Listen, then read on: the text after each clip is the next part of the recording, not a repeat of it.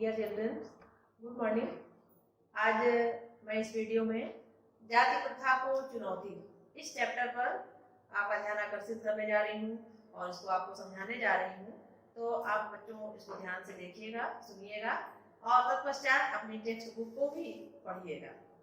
ठीक है, तो यहाँ पर जाति प्रथा को चुनौती, जाति प्रथा को चुनौती यानी चैलेंज। भारतीय समाज में प्लेग की बीमारी की भांति फैली अन्य समस्या जाति प्रथा थी। जैसे प्राचीन काल में प्लेग की एक बीमारी फैल गई थी जो चूहों द्वारा फैलती थी और उसका कोई निस्तारण या समाधान नहीं निकल पा रहा था। इस प्रकार से हमारे समाज में जाति प्रथा भी व्याप्त थी कि लोगों में जातिवाद की भावना थी। सबको अपनी जाति को श्रेष्ठ मानना, या ब्राह्मण क्षत्रिय वर्ग जो थे वो अपने आप को श्रेष्ठ मानते थे और अन्य को निम्न वर्ग का मानते थे। जो निम्न वर्ग की जातियां थी जिनको हरिजन भी कहते थे, वो उनको ना तो समाज में शिक्षा का अधिकार प्रदान किया जाता था, ना तो उन्हें मंदिरों में जाने की अनुमति होती थी। तो इस तरह से कई विसंगतियों से उनको जूझना पड़ता था, जो हमारे समाज के लिए और हमारे घर परिवार समुदाय के लिए एक बहुत ही बड़ी चुनौती थी। हिंदू समाज जातियों तथा उपजातियों में विभाजित था। प्राचीन काल में ब्राह्मण, क्षत्रिय, वैश्य, शूद्र 4 वर्गों में जातियां विभाजित थी। बाद में इसकी कई उपजातियां भी विभाजित होती चली गई। समाज में सबसे निम्न जाति अस्पृश्यता का शिकार थी। अस्पृश्यता का मतलब होता है छुआछूत, यानी जो अन्य निम्न जातियां थी उनको किसी भी चीज को छूने का या किसी से संपर्क में रहने का या किसी चीज का ज्ञान प्राप्त करने का, मंदिर में जाने का अधिकार नहीं था। हर सुविधाओं से उनको वंचित रखा जाता था। इस वजह से वो अस्पृश्यता की शिकार होती थी। इसी संदर्भ में जो अस्पृश्य जाति के थे यानी निम्न वर्ग के थे, उन व्यक्तियों को उच्च जाति द्वारा प्रयोग किए जाने वाले कुओं से पानी खींचना, यानी उनके मन में यह भावना व्याप्त थी कि जो सवर्ण है, जो ब्राह्मण क्षत्रिय हैं, केवल वही कुओं से पानी ले, अन्य जाति के लोग उस कुएं को न छुए, नहीं तो जल अशुद्ध हो जाएगा। ये एक बहुत ही गिरी हुई मानसिकता थी, यानी निम्न मानसिकता का परिचय भी हमारा समाज दे रहा था उस समय। तो कुओं से पानी खींचने की अनुमति नहीं थी और उन्हें मंदिरों में प्रवेश करने तथा शास्त्र का अध्ययन, यानी जो हमारे वेद पुराण थे, महाकाव्य थे, इनका अध्ययन उनको वर्जित था। ये मानना था कि केवल ब्राह्मण क्षत्रिय ही इन वेदों का, शास्त्रों का अध्ययन कर सकते हैं। इस प्रकार जाति प्रथा न केवल व्यक्तियों के बीच मतभेद पैदा करती थी, बल्कि उन्हें विभिन्न वर्गों तथा समूहों में विभाजित भी कर दिया गया था। समाज सुधारकों ने बड़ी शीघ्रता से जाति प्रथा के नकारात्मक प्रभावों को भांप लिया, यानी उसकी जानकारी ले ली और वो तड़ गए कि किस प्रकार से जाति प्रथा हमारे समाज के लिए घातक सिद्ध हो रही है, किस प्रकार से अव्यवस्था को जन्म दे रही है।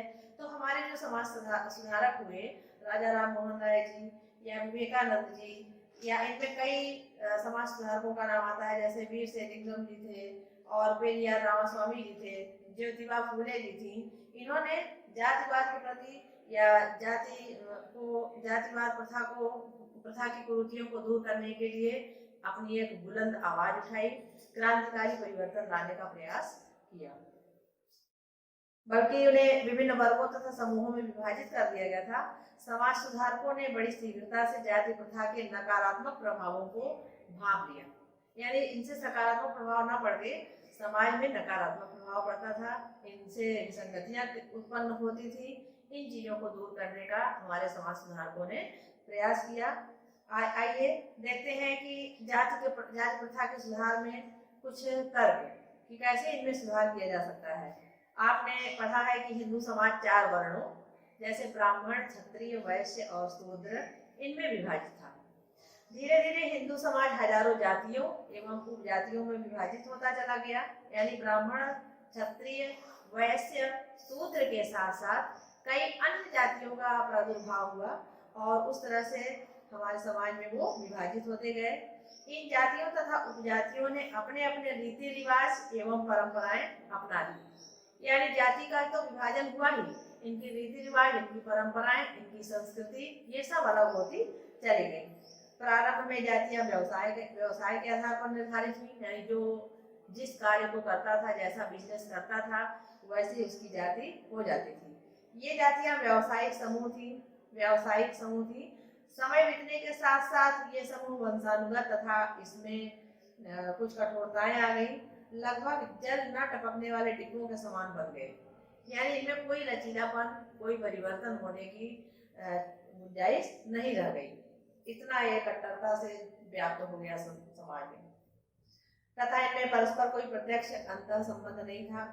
कुछ जातियां उच्च तथा अन्य निम्न जातियां समझी जाती थी। जैसे ब्राह्मण क्षत्रिय को तो उच्च समझा जाता था, और इसके अलावा जो जातियां थी समाज में उनको निम्न वर्ग का समझा जाता था। इस प्रकार जाति प्रथा एक विभाजक शक्ति एवं विघटित समूह बन गई। शूद्र जाति में जन्म लेने वाला व्यक्ति अपनी जाति एवं व्यवसाय नहीं छोड़ सकता था, चाहे वह कितना ही बुद्धिमान क्यों न हो। कहने का मतलब कि एक परंपरा होती थी कि जो जिस जाति में जन्म ले रहा है और उस जाति से संबंधित जो भी कार्य निर्धारित हैं या घर परिवार में होता चला आ रहा है, वंशानुगत है, उन कार्य से हट करके वह किसी अन्य कार्य को न करे। भले ही वह शिक्षित हो जाए या डेवलप हो जाए या उसकी मानसिकता विकसित हो जाए या उसे भी लगे कि हमें समाज में कुछ नया करना चाहिए, पर इन सब चीजों के लिए उसे मनाही थी, प्रतिबद्ध था। और इसका बहुत ही दुष्प्रभाव पड़ा संसार में, समाज में। जैसे विभाजित राष्ट्र हो गए, निम्न जातियों की दयनीय दशा हो गई। स्वाभाविक है कि जब जाति प्रथा इतनी प्रबल रहेगी तो जो उच्च वर्ग है वो उच्च होता चला जाएगा और अन्य जातियों को निम्न या दयनीय दृष्टि से देखेगा। ना तो उनको उनकी सुविधाएं मिलेगी, ना उनका सर्वांगीण विकास हो पाएगा, और देश की प्रगति में बाधा। जाति प्रथा यह एक बहुत ही अभिशाप है। यदि कोई समाज में कुरीति हो जाए, चाहे वह अशिक्षा हो, जाति प्रथा हो, सती प्रथा हो या सांप्रदायिकता की भावना हो, इन सब चीजों का यदि आगमन हो जाता है संसार में, समाज में, तो हमारे समाज का सर्वांगीण विकास प्रभावित होता है, नहीं होता है प्रभाव विकास इसका। तो विभाजित राष्ट्र का तात्पर्य यहाँ पर यह है कि जाति प्रथा ने भारतीय जनता को कठोर समूहों में विभाजित कर दिया, और यह भारतीय एकता के लिए कुठाराघात है। जहाँ जाति प्रथा प्रबल हो जाती है तो भारतीय हो या कोई अन्य देश हो, भारतीय हो या किसी अन्य देश के नागरिक हो, वह वहां के लिए एक कुठाराघात है। इनसे समाज को विभिन्न समूहों में विभाजित कर दिया है। निम्न जातियों की दयनीय दशा। भारत की जनता के अधिकांश व्यक्ति उन जातियों से संबंधित थे जिन्हें निम्न समझा जाता था। उनके साथ दुर्व्यवहार किया जाता था और उनमें कुछ जातियों के साथ अस्पृश्यों के रूप में व्यवहार किया जाता था। वे सभी तुच्छ कार्य करते थे। वे अन्य जातियों के साथ मंदिरों में पूजा नहीं कर सकते थे। इसके बाद जाति प्रथा के सबसे दुष्प्रभाव में जो कारण आता है वो है देश की प्रगति में बाधा। जाति प्रथा हमारे देश की आर्थिक एवं सामाजिक प्रगति में गंभीर बाधा सिद्ध हुई। इसने व्यवसाय के चुनाव की स्वतंत्रता को प्रतिबंधित कर दिया और व्यक्तिगत उद्यम एवं उत्साह पर विपरीत प्रभाव पड़ा। इस प्रकार से बच्चों, आज की इस वीडियो में हमने देखा कि जाति प्रथा का समाज में किस प्रकार से दुष्प्रभाव हुआ। विभाजित राष्ट्र बन गए और निम्न जाति जो है निम्न होती चली गई और उनको किसी भी प्रकार का अधिकार नहीं दिया जाता था, उनको बल्कि दबाने की कोशिश की जाती थी। इसलिए उनकी स्थिति दयनीय और गंभीर होती चली गई।